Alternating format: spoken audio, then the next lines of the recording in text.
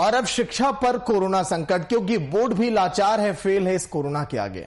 PM Narendra Modi की केंद्रीय शिक्षा मंत्री संघ बैठक बोर्ड परीक्षाओं को लेकर आज के दिन की गई और एक बड़ा फैसला लिया गया कि इन परीक्षाओं को अभी रद्द किया जाए।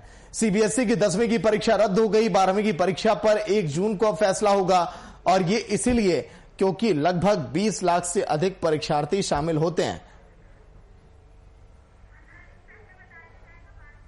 15 दिन पहले जो भी 12वीं क्लास के छात्र हैं उन्हें सूचित कर दिया जाएगा कि आपकी परीक्षाएं कब होंगी। लेकिन जो 10वीं के जो विद्यार्थी हैं उन्हें प्रमोट किया जाएगा अगली क्लास में। लेकिन अगर वो अपने अंकों से संतुष्ट अगर नहीं होंगे तो वो परीक्षाएं दे सकते हैं। लेकिन वो परीक्षाएं कब देंगे? जब बोर्ड उन्हें इजाजत देगा, जब देश में कोरोना के हालात सामान्य रहेंगे। जो अपने नंबर से संतुष्ट नहीं होंगे तब वो परीक्षाएं आगे दे सकते हैं।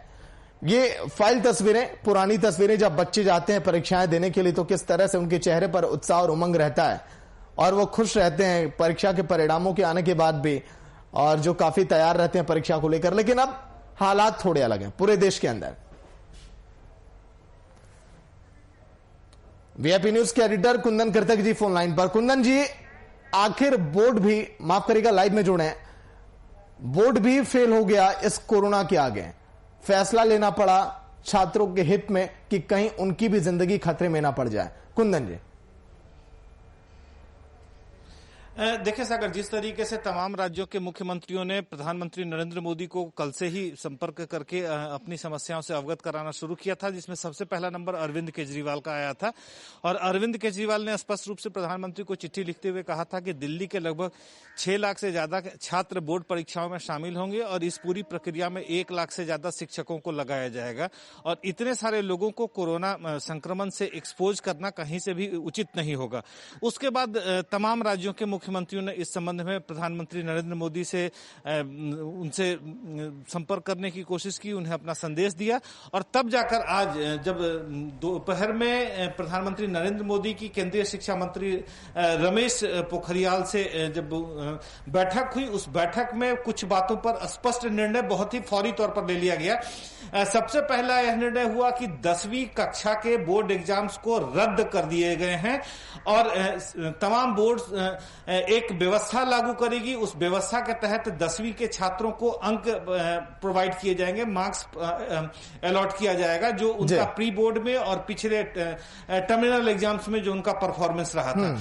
अगर छात्र उन दिए गए नंबरों से संतुष्ट है तो कोई बात नहीं, अगर उन्हें किसी प्रकार की असंतुष्टि है तो स्थिति नियंत्रण में आने के बाद उन्हें परीक्षा में बैठने की अनुमति दी जाएगी, लेकिन वो भी जब कंडीशंस कंड्यूसिव होंगे उसके बाद।